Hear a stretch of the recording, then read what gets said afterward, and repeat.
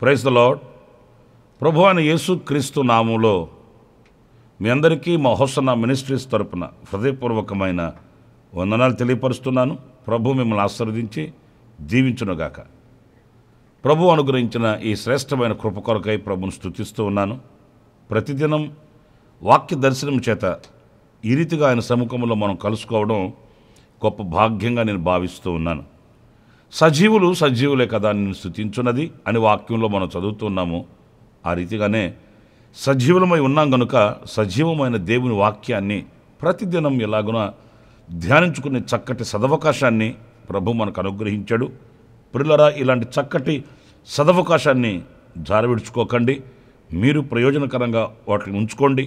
అనేకులకు కూడా మీరు చేరువ చేయాలని, అనేకులకు తెలియపరచాలని ప్రేమపూర్వకంగా నేను మీకు తెలియపరుస్తూ ఉన్నాను. ఇప్పుట పరిశుద్ధ గ్రంథంలో 147వ కీర్తన 5వ చరణాన్ని నేను చదువుతానండి. మన ప్రభువు గొప్పవాడు, ఆయన అధిక శక్తి గలవాడు, ఆయన జ్ఞానమునకు మితి లేదు. ప్రియులారా, చూడండి, మనం ఆరాధించే మన ప్రభు ఎవరు అనేది ఈ వాక్యంలో మనం సుస్పష్టంగా గమనించవచ్చు. ఏంటంటే మన ప్రభువు గొప్పవాడట. ఎంత అనేది ఎక్కడ కూడా వ్రాయబడలేదండి. ఎందుకంటే ఆయన ఇంత అని చెప్పలేనంత, ఊహకు అందనంత, భాషకు అందనంత, మన వర్ణనకు అందనంత గొప్పవాడండి ఆయన. పరిశుద్ధ గ్రంథంలో చాలా వాక్యాలు మనం చదువుతాం. సొలొమోను కంటే గొప్పవాడని, యాకోబు కంటే గొప్పవాడని పరిశుద్ధ గ్రంథంలో మనం చదువుతాము. ఇంత అని ఆయనను ఎలా ఒక పరిధికి మనం నియమించి చెప్పగలము? ఎందుకంటే ఆకాశము, భూమి, నక్షత్రాలు, అలాగే ఆకాశంలో వేలాడుతున్నటువంటి ఈ ప్రతిదీ కూడా ఆయన మూలముగానే సృష్టించబడ్డాయి. ఆయనే వాటికి రూపకల్పన చేశాడు. ఆయనే వాటికి నిర్మాణకుడై నిలిచాడు. అంతటి మహామహిమ కలిగిన దేవునిని ఇంత అని ఎలా చెప్పగలం? అందుకే సొలొమోను ప్రార్థనా మందిరాన్ని, ఒక చక్కటి ఆలయాన్ని నిర్మించి ఒకే మాట చెప్పేశాడండి.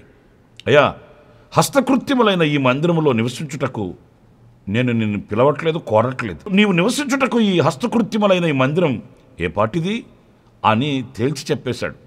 ఎంతో వైభవంగా, ఎంతో ఘనతగా, ఎంతో వేయపరిచి కట్టిన ఆలయాన్ని చూసిన వాడు జ్ఞాని అని సొలొమోను, ప్రభువా ఈ ఆలయంలో మీరు నివసించండి అనలేకపోయాడు. ఎందుకంటే ఎంత చేసినా ఆయన దృష్టికి అది కొంతే, అల్పమే. అసలు ఇంకో మాట చెప్పనా?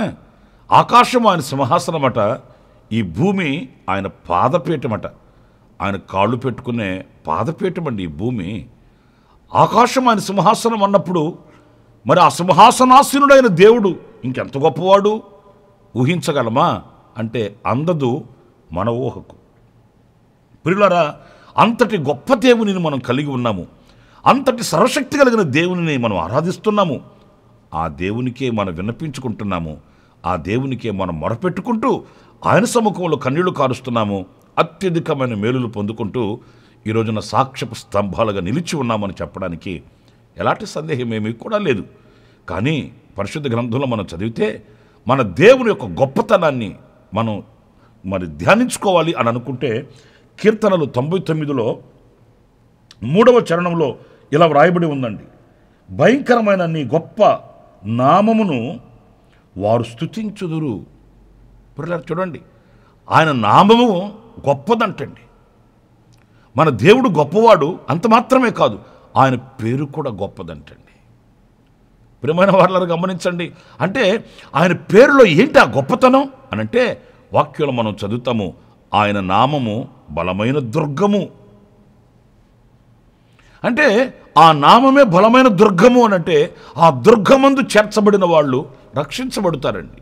మరో మాట కూడా లేఖనాల్లో మనం చదువుతాం, ఈ నామమందే రక్షణ కలదు అనే మాట. ఒక వ్యక్తి రక్షించబడాలి అనంటే యేసు నామం తప్ప మరొక నామం లేదండి. ఆయన పేరు తప్ప, రక్షకుడు అనే పేరులో మరి రక్షించగలిగిన దేవుడు ఒకే ఒక్కడండి. ఆ పేరు తప్ప, ఆ నామము తప్ప, ఆయన తప్ప వేరొక్కరు ఎవరు కూడా లేరండి.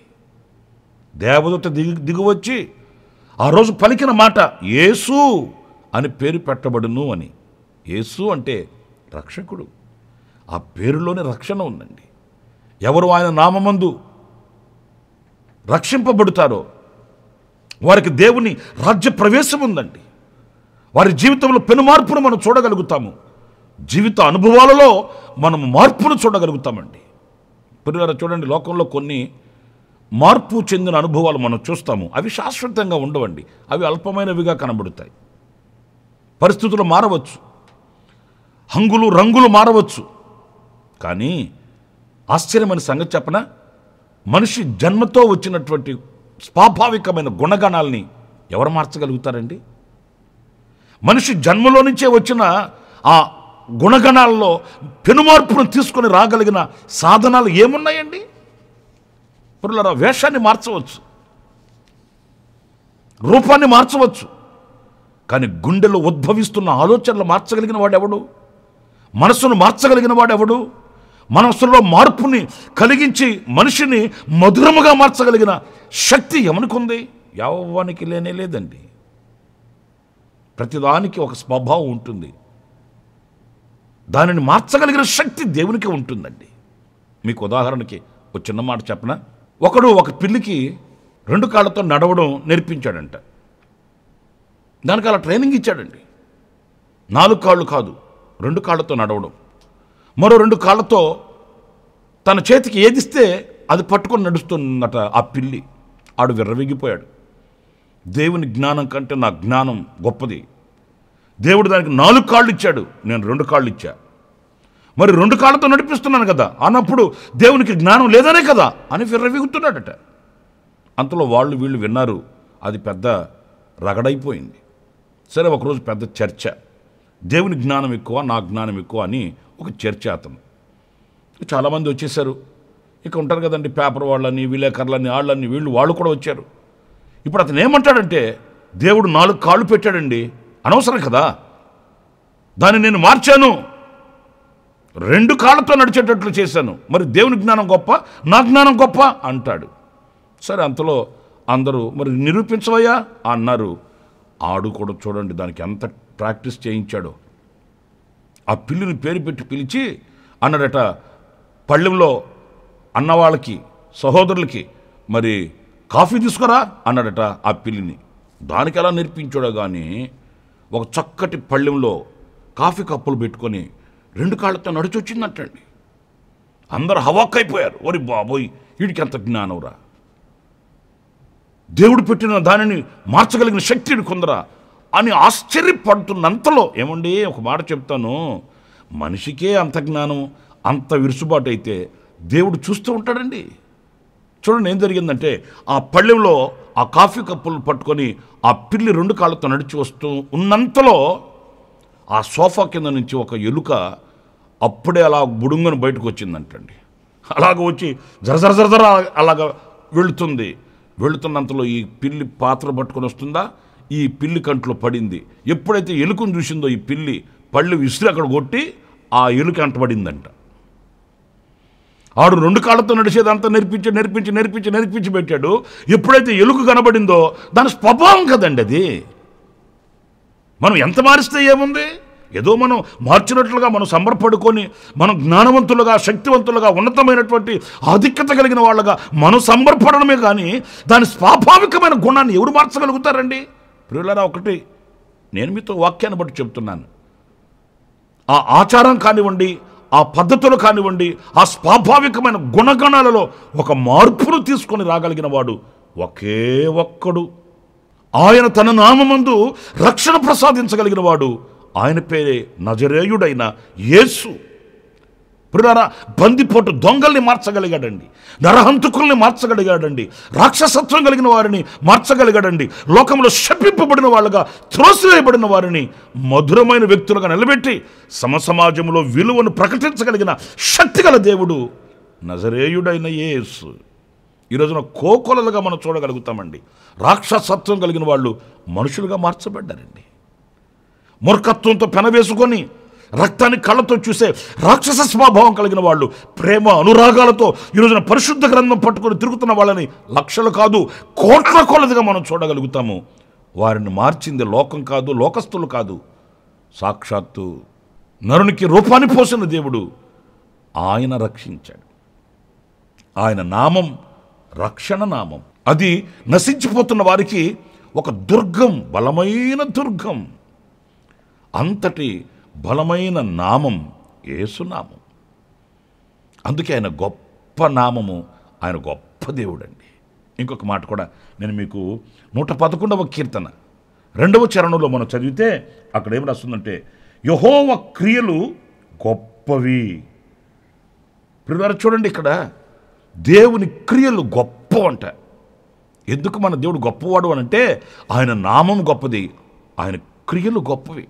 ఆయన క్రియలు మన మతికి మించినవండి. ఆయన క్రియలు మన ఊహకు అందనవండి. ఆయన క్రియలు చేయగా నిలవగలిగిన వాడు ఎవడండి? చరిత్రలో మనకి ఎన్ని ఉన్నాయండి బాబోయ్, ఎన్ని ఉన్నాయండి. ఆయన తలపెట్టిన కార్యాలు మనిషికి ఊహకు మించినవిగా లేఖనాల్లో మనం ధ్యానించాలనే కానీ, తలపోసుకోవాలనే కానీ, చదవాలనే కానీ ఆనాడు ఈనాటికి అలాంటి ఆశ్చర్యమైన క్రియలు ఆయన చేస్తూనే ఉన్నాడు. ఆ కార్యాలు మన కళ్ళతో మనం చూస్తూనే ఉన్నామండి. అవునండి నా ప్రియమైన సహోదరులారా, సముద్రాన్ని చీల్చాడే, నదులు ఎండగట్టాడే, అరణ్యంలో ఆహారం ఏంటండి? ఆకాశంలో నుంచి ఆహారం ఏంటండి? ఆహారము అనేది భూమి పంట కదండి, భూమిలో నుంచి పండాలి ఏదైనా కూడాను. ఆకాశంలో నుంచి వచ్చే ఆహారం ఎలా ఉంటుందండి? ఆకాశంలో ఏమైనా పొలాలు ఉన్నాయా, స్థలాలు ఉన్నాయా, ఫ్లాట్లు ఉన్నాయా? ఆయన క్రియలు గొప్పవండి, ఆయన కార్యాలు గొప్పవండి.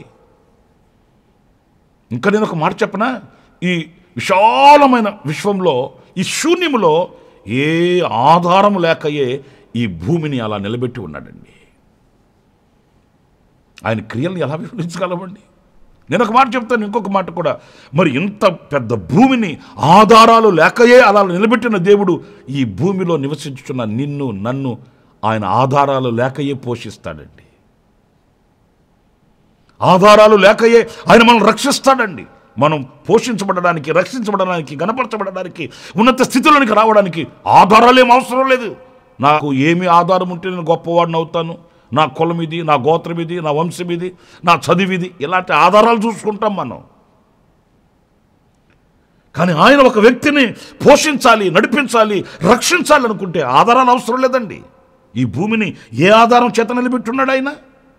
భూమి కంటే ఎన్నో రెట్లు పరిమాణంలో గొప్పదైన సూర్యుని ఏ ఆధారంతో నిలబెట్టున్నాడు ఆయన? ప్రతిదానికి లోకంలో ఆధారం కావాలి. మనం ఏ పనికి వెళ్ళినా మనకు ఆధారం అడుగుతారు. నువ్వేం చదివావో అని అడుగుతారు, నీ కులం ఏంటి అని అడుగుతారు, నీ సామర్థ్యం ఏంటి అని అడుగుతారు. కానీ ఏమీ అడగకయే నిన్ను నింగికెత్తగలిగిన శక్తిగల దేవుడు ఒకే ఒక్కడు, ఆయన పేరే నజరేయుడైన యేసు. నా ప్రియమైన దేవుని బిడ్డలారా, ఆయన క్రియలు గొప్పవంటండి. ఆనాడే కాదు, ఈనాడు కూడా నీ జీవితంలో చేస్తాడు ఆయన. మన బ్రతుకుల్లో చేసి నిరూపిస్తాడు ఆయన. ఆయన సజీవుడు, ఆదియు అంతమై ఉన్న దేవుడు, అల్ఫా ఒమేగా ఆయన. ఆయన క్రియలు కొన్ని ఇన్ని అని నేను చెప్పలేనండి, మనం చెప్పలేమండి. ఇదిగో ఈ పరిశుద్ధ గ్రంథం అనే ఈ ధననిధి, ఈ పరిశుద్ధ గ్రంథము అనే వాక్యపు నిధి, ఇది నిధి. నిధి త్రవ్వుచూ ఉన్న కొలది పెరిగే ఒక నిధి. ఆ నిధిని మనం త్రవ్వుకోవాలనే కానీ, ఆస్వాదించవాలనే కానీ ఎన్నో గొప్ప కార్యాలు. చనిపోయిన వారిని పేరు పెట్టి పిలిచాడు, మరణ ఛాయలలో ఉన్న వారిని ఆయన లేవనెత్తాడు. అంతేకాదు ప్రియులారా, పాడి మీద పెట్టబడి మోయబడుతున్న వానిని పేరు పెట్టి పిలిచాడు, సజీవునిగా వానిని నిలబెట్టాడు, చరిత్ర సృష్టించాడు. ఈనాటికి శకపురుషుడై నిలిచిపోయాడు. అలాంటి మహత్యము గల దేవునిని మనం ఆరాధిస్తున్నాం, స్తుతిస్తున్నాం, గణపరుస్తున్నాం. నా ప్రియమైన వారలారా, ఆ గొప్ప దేవునిని మనసారా మనం ఆరాధించి ఆయన సన్నిధిలో శిరస్సు ఉంచి నమస్కరించి జీవితం అంతా ఆయనను కొనియాడుతూ సాగుదాం. అలాంటి కృప దేవుడు మనందరికీ అనుగ్రహించునుగాక. తలలు వంచండి, ప్రార్థన చేసుకుందాం. మహామహిమ కలిగిన తండ్రి, నీకు వందనాలు. నీవు గొప్ప దేవుడవు, మహోన్నతుడవు, మహోపకారివి. నీది గొప్ప నామము, మీ క్రియలు గొప్పవి నాయన. అందుకు నీకు స్తోత్రాలు చెల్లిస్తున్నాను ప్రభు. ఇదిగో ఈవేళ మీ గొప్ప కార్యములను తలంచుకొని, మీ గొప్ప నామమును ధ్యానించుకొని ప్రభువా, మేము నిన్ను స్తుతించేటట్లు మీ వాక్యపు వెలుగులో మమ్మల్ని నిలబెట్టావు. అందుకు నీకు స్తోత్రాలు ప్రభు. మా జీవితకాలం అంతా నిన్ను స్తుతిస్తూ, ఆరాధిస్తూ, మహిమపరుస్తూ నీకు సాక్షిగా మేము బ్రతుకుటకు సహాయం చేయమని మమ్మల్ని మీకు అప్పగించుకుంటూ, ఈరోజు ఎవరైతే జన్మదిన శుభవేడుకలు జరుపుకుంటున్నారో ప్రభువా, ఎవరైతే వివాహ దినాలు గడుపుకుంటున్నారో, ఎవరైతే కన్నీళ్లలో ఉన్నారో, వేదనలో ఉన్నారో, నీ సముఖంలో మొరపెట్టుకుంటున్నారో వారినందరినీ మీరు దృష్టించండి, ఆశీర్వదించండి. మీరు మాకు అనుగ్రహించిన భాగ్యం కొరకే స్తుతి చెల్లిస్తూ యేసు నామములో ప్రార్థించి వేడుకొనుచున్నాను తండ్రి. ఆమేన్, ఆమేన్. ప్రభు మిమ్మల్ని దీవించి ఆశీర్వదించునుగాక. ఈ దినమంతా విశేషమైన కృప నా దేవుడు మీకు సమృద్ధిగా అనుగ్రహించునుగాక. ఆమేన్. ప్రతి దినము ఈ అనుదిన కృపాను సందేశాల కొరకు, ఇంకా మరిన్ని ఆత్మ సంబంధమైన సందేశాల కొరకు ఈ మా యూట్యూబ్ ఛానల్ ని సబ్స్క్రైబ్ చేసుకోండి. Pastor Ramesh, hosanna ministries.